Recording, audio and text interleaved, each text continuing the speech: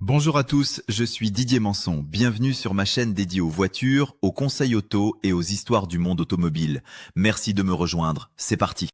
Dans cette vidéo, je vais parler d'un sujet que beaucoup d'automobilistes repoussent, oublient ou traitent trop vite, alors qu'il peut faire une énorme différence pour notre voiture, notre garage, notre portefeuille et l'environnement: recycler l'huile usée après une vidange. Autrement dit, savoir quoi faire de l'huile usée après un entretien, après une réparation ou après un simple complément mal dosé. Aujourd'hui, je veux vous montrer ce qui se passe réellement après que l'huile noire quitte le moteur. Pourquoi ce liquide apparemment banal est en réalité l'un des déchets les plus sensibles de l'univers automobile, et surtout comment chacun peut éviter une erreur qui peut polluer durablement un sol, abîmer l'eau, coûter cher et créer un risque dans son propre atelier. Restez bien jusqu'à la fin parce que je vais aussi vous donner ma méthode complète pour récupérer l'huile, la stocker, transporter le filtre, éviter les odeurs, éviter les fuites dans le coffre et choisir le bon endroit pour la déposer sans se compliquer la vie. Quand je parle d'huile moteur usée, je ne parle pas seulement d'un liquide sale qu'on veut faire disparaître parce qu'il tache le sol.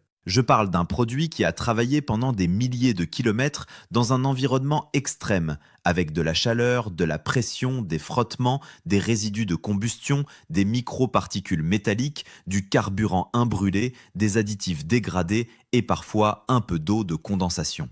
Au début de sa vie, une huile neuve est conçue pour lubrifier, refroidir, nettoyer, protéger contre la corrosion et maintenir en suspension les impuretés. Après un long service, elle continue à ressembler à un simple liquide sombre, mais sa composition a changé. C'est précisément pour cela qu'on ne peut pas la traiter comme de l'eau sale, comme un produit ménager, ni comme un déchet ordinaire. Dans un moteur, l'huile est une alliée indispensable. Une fois sortie du carter, elle devient une responsabilité. Et cette responsabilité commence dès la seconde où je dévisse le bouchon de vidange. La première idée que je veux installer dans votre tête, c'est qu'une vidange réussie ne se résume pas à remettre de l'huile neuve. Beaucoup de gens pensent que le travail est terminé quand la jauge indique le bon niveau, quand le bouchon est serré, quand le voyant au tableau de bord s'éteint et quand le moteur tourne rond. Pour moi, ce n'est que la moitié du travail. La vidange est vraiment terminée quand l'huile usée et le filtre usagé sont partis vers la bonne filière. Sinon, on a juste déplacé le problème du moteur vers le garage, puis du garage vers la nature. Je sais que c'est tentant de se dire qu'un petit bidon oublié dans un coin n'est pas grave, mais avec le temps, le plastique vieillit, le bouchon se dessert, le bidon tombe, quelqu'un le déplace, et un jour, on découvre une flaque noire sous une étagère. Le recyclage commence donc par une chose très simple: anticiper avant même d'ouvrir le carter. Quand je prépare une vidange, je ne commence jamais par lever la voiture. Je commence par organiser la récupération. Je prends un bac de vidange assez large pour recevoir le jet d'huile, parce qu'au début, l'huile sort avec force et peut partir plus loin que prévu. Je m'assure que le bac est propre, stable, sans trou et qu'il a une capacité largement supérieure au volume d'huile du moteur. Je garde à portée de main des gants, des chiffons, un entonnoir, un bidon vide adapté et fermable et une protection au sol. Ce détail paraît simple, mais il change tout. Le jour où vous avez une huile chaude qui coule et que vous cherchez en panique un récipient, c'est déjà trop tard. L'huile va là où elle veut, elle s'étale, elle s'infiltre, elle glisse sous les roues, elle passe dans une fissure, elle marque le béton. Donc je prépare d'abord le chemin de l'huile, depuis le carter jusqu'au point de collecte, comme si je préparais un trajet complet. Je préfère vidanger une huile tiède plutôt que brûlante. Une huile tiède s'écoule mieux qu'une huile froide. Elle emporte davantage d'impuretés, mais elle reste plus facile à contrôler. Une huile trop chaude peut brûler la peau, ramollir certains plastiques de mauvaise qualité et rendre le travail plus stressant. Quand le moteur a tourné quelques minutes, je coupe, j'attends, je sécurise le véhicule, je vérifie qu'il est stable, puis je place mon bac sous le bouchon. À ce moment-là, je pense déjà au recyclage. L'huile ne doit pas toucher la terre, ne doit pas aller dans un caniveau, ne doit pas être mélangée à du liquide de refroidissement, à du liquide de frein, à du solvant, à de l'essence ou à du lave-glace. Plus l'huile est récupérée proprement, plus elle a de chances d'être valorisée correctement. Mélanger les déchets rend tout plus compliqué, parfois plus dangereux, et peut faire refuser le dépôt dans certains points de collecte. Une erreur très fréquente consiste à verser l'huile usée dans le bidon de la nouvelle huile sans vérifier si le bidon est suffisamment solide, propre et bien fermé. C'est souvent possible, mais je fais attention à plusieurs choses. D'abord, je laisse l'huile refroidir avant de la transvaser, parce qu'un plastique léger peut se déformer avec la chaleur. Ensuite, j'utilise un entonnoir large et stable, je ne remplis jamais à ras-bord et je nettoie l'extérieur du bidon avant de le mettre dans le coffre. Je garde aussi le bouchon d'origine, parce qu'un bouchon bricolé avec un morceau de plastique ou un chiffon finit presque toujours par fuir. Si le bidon contient encore quelques gouttes d'huile neuve, ce n'est pas un problème.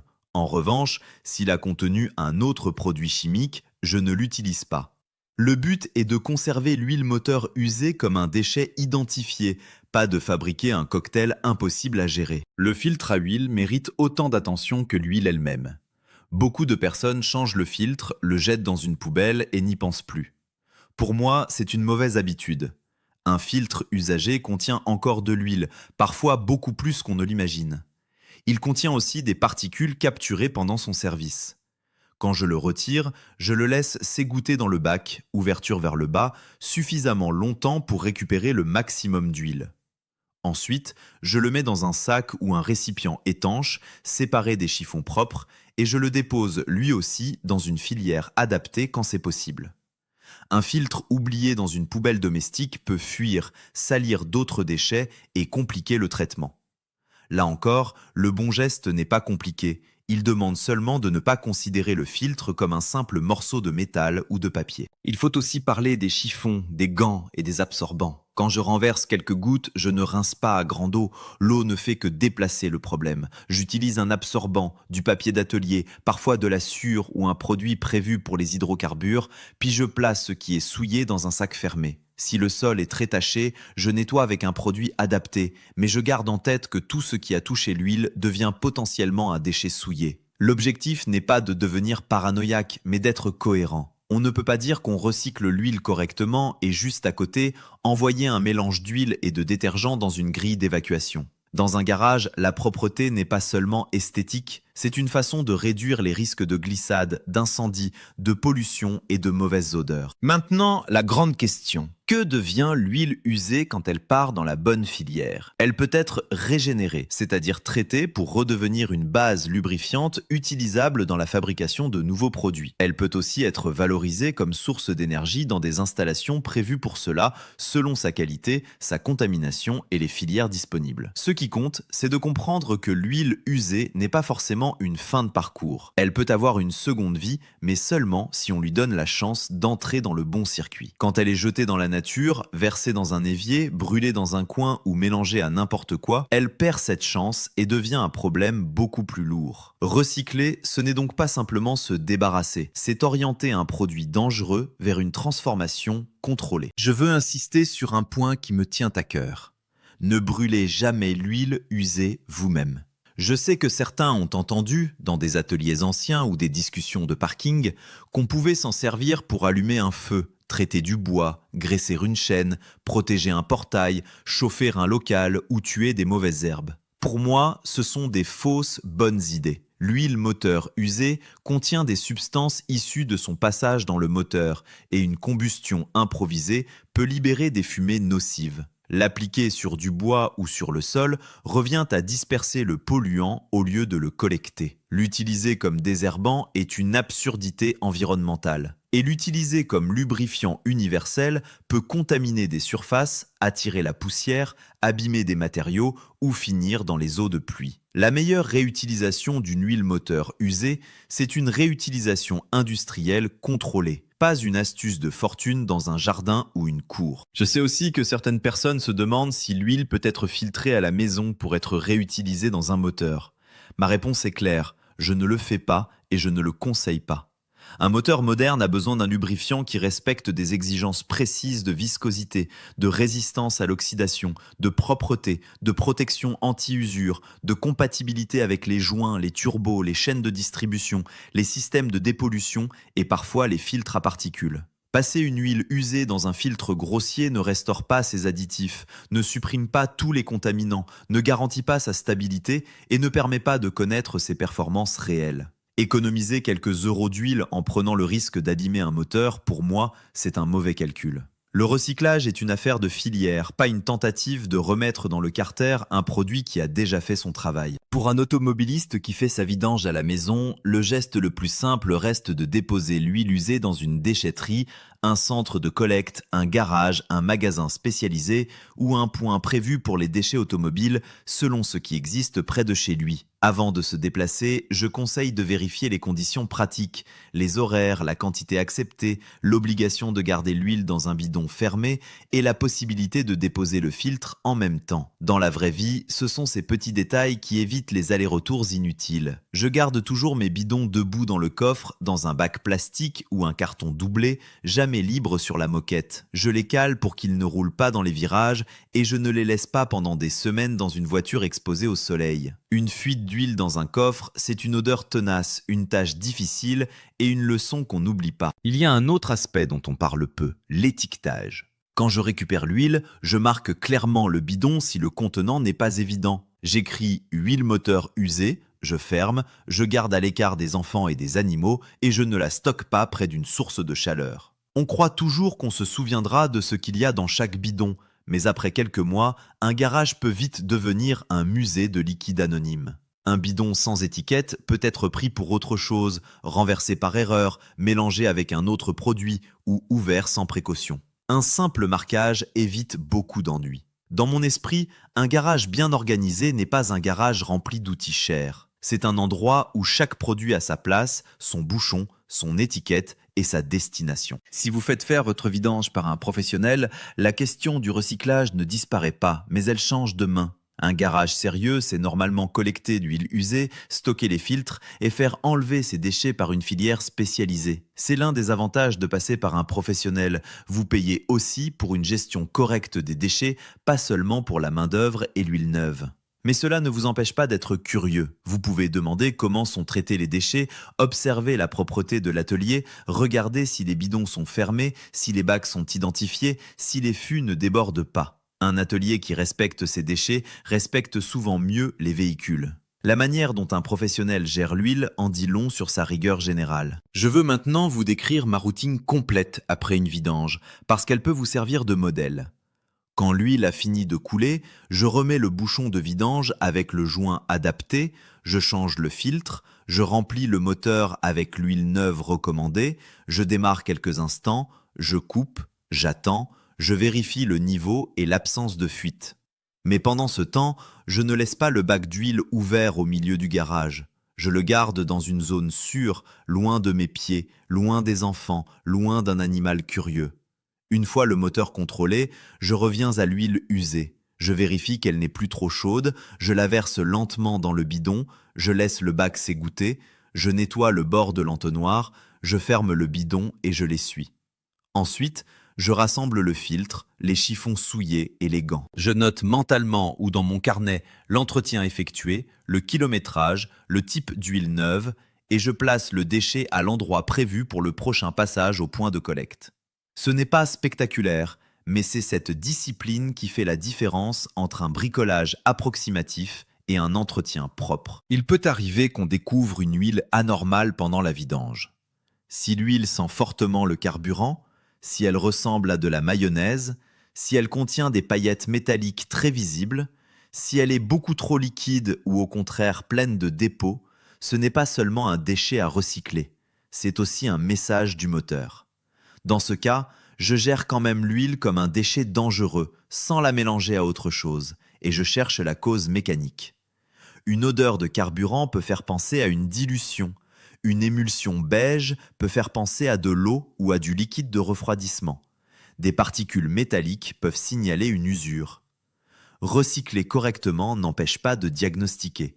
Au contraire, le moment de la vidange est une occasion précieuse de lire l'état de santé du moteur. Dans les moteurs modernes, le sujet est encore plus important parce que les huiles ne sont pas interchangeables à volonté. entre les huiles pour moteur essence, diesel, hybride, moteur avec turbo, moteur équipé de filtres à particules, longue périodicité d'entretien, normes constructeurs et viscosité précise, le choix de l'huile neuve demande de respecter la recommandation du véhicule. Pourquoi j'en parle dans une vidéo sur le recyclage ? Parce qu'une erreur d'huile peut conduire à une vidange anticipée, donc à davantage d'huile usée à gérer. Mettre la bonne huile dès le départ, respecter les intervalles adaptés à son usage et ne pas multiplier les remplacements inutiles, c'est aussi réduire le volume de déchets. Le meilleur déchet reste celui qu'on évite de produire, sans pour autant négliger la protection du moteur. Il faut trouver l'équilibre entre entretien sérieux et consommation responsable. Pour ceux qui roulent beaucoup, qui possèdent plusieurs voitures ou qui font de la mécanique régulièrement, je conseille d'avoir une zone de stockage dédiée. Pas besoin d'un laboratoire, il suffit d'un coin ventilé, stable, à l'abri de la pluie, avec un bac de rétention ou un grand contenant capable de retenir une fuite, des bidons fermés et aucune proximité avec des produits incompatibles.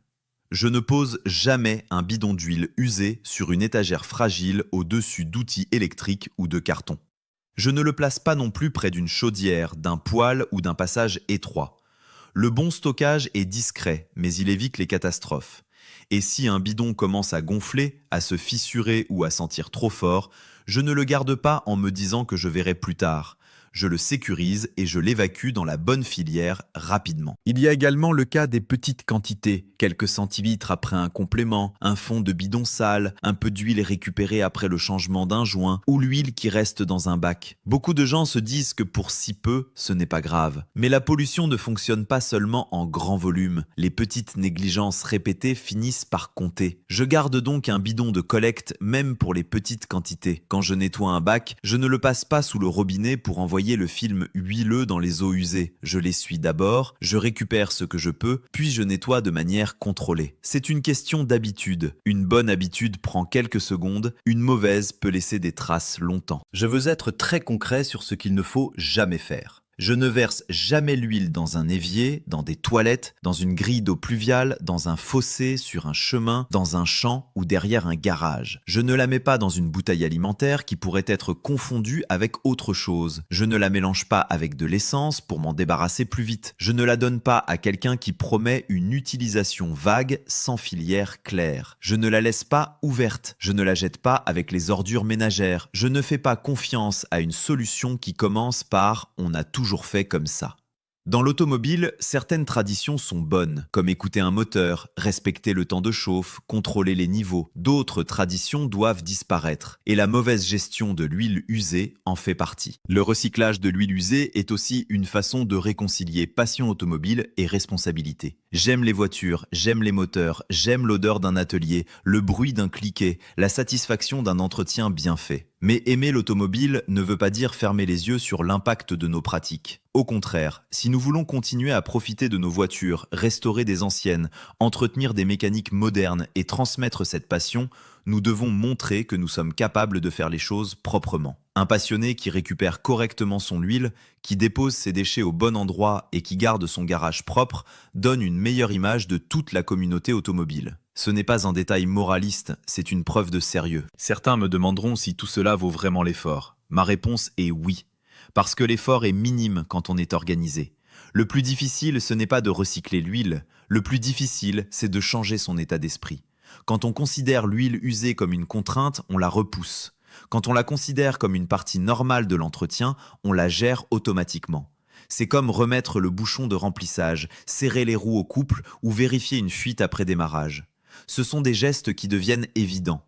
Une fois qu'on a un bac propre, un entonnoir, un bidon fermé et un point de dépôt identifié, il n'y a plus de raison de faire n'importe quoi. Je veux aussi parler des véhicules anciens, des motos, des utilitaires, des tondeuses et des petits moteurs, parce que le raisonnement reste le même. Sur une voiture ancienne, on peut avoir des joints fatigués, des carters qui suintent, des huiles plus fréquentes à remplacer, des filtres différents et parfois des boues accumulées après des années d'immobilisation. Sur un petit moteur, on peut être tenté de faire vite parce qu'il n'y a qu'un peu d'huile. Pourtant, dès qu'il y a une huile moteur, une huile de transmission ou un lubrifiant usé, il faut le collecter proprement et le déposer dans une filière adaptée. Les volumes changent, les accès mécaniques changent, mais le principe ne change pas. Les bonnes habitudes ne doivent pas dépendre de la taille du moteur. Elles doivent dépendre de notre niveau d'exigence. Un point important concerne les huiles différentes. L'huile moteur, l'huile de boîte, l'huile de pont et certains fluides hydrauliques ne doivent pas être mélangés au hasard avec d'autres produits.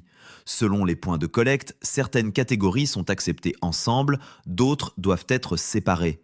Dans le doute, je sépare et je demande. Ce réflexe est simple. Quand je ne suis pas sûr, je ne mélange pas. C'est valable aussi pour le liquide de frein, le liquide de refroidissement, les solvants et les carburants qui ont leurs propres contraintes. Le tri des déchets automobiles ressemble un peu au tri des pièces mécaniques. Si on met tout dans la même boîte, on perd du temps, on abîme des choses et on finit par ne plus savoir ce qu'on a devant soi. Je veux que vous reteniez aussi que le recyclage commence par l'achat. Quand j'achète de l'huile neuve, je choisis le volume adapté pour éviter d'accumuler trop de bidons ouverts. Je conserve l'huile restante proprement, bouchon fermé, à l'abri de l'humidité et des poussières, et je note ce qu'elle est. Une huile neuve mal stockée peut se contaminer, être oubliée, puis devenir elle aussi un déchet. Je n'achète pas 10 litres si j'en ai besoin de 4, sauf si j'ai une raison claire et un usage prévu. L'économie apparente d'un gros bidon peut disparaître si le produit reste des années dans un coin, devient douteux ou finit à la collecte. Une gestion responsable, c'est aussi une gestion intelligente du stock. À ce stade de la vidéo, vous voyez peut-être l'huile usée autrement. Au début, c'est juste une matière noire qui sort d'un moteur. Mais quand on regarde de près, elle raconte l'histoire de la combustion, de l'usure, de la température, de la protection mécanique, de nos habitudes et de notre respect pour l'environnement. Elle est le dernier chapitre d'un entretien, et ce chapitre doit être écrit correctement. Je ne dis pas qu'il faut avoir peur de faire une vidange. Au contraire, je veux que vous soyez plus à l'aise, parce que savoir gérer l'huile usée enlève une grosse part du stress. Quand tout est prévu, une vidange devient propre, logique et satisfaisante. Alors, la prochaine fois que vous ferez une vidange, je veux que vous pensiez à la fin avant de commencer. Demandez-vous où ira l'huile, dans quel contenant, avec quel bouchon, dans quel coffre, vers quel point de dépôt. Préparez le bac, l'entonnoir, les gants, les chiffons, le sac pour le filtre. Travaillez sur un sol protégé. Ne mélangez pas les liquides, fermez les bidons, nettoyez l'extérieur, déposez rapidement. Ce sont des gestes simples, mais mis bout à bout, ils transforment complètement l'entretien. Vous aurez un moteur protégé, un garage propre, une conscience tranquille et une pratique plus professionnelle, même si vous êtes amateur. Je terminerai avec ceci. Dans l'automobile, la vraie compétence ne se voit pas seulement dans les grandes réparations, les préparations impressionnantes ou les diagnostics compliqués. Elle se voit aussi dans les détails silencieux, ceux que personne ne filme d'habitude.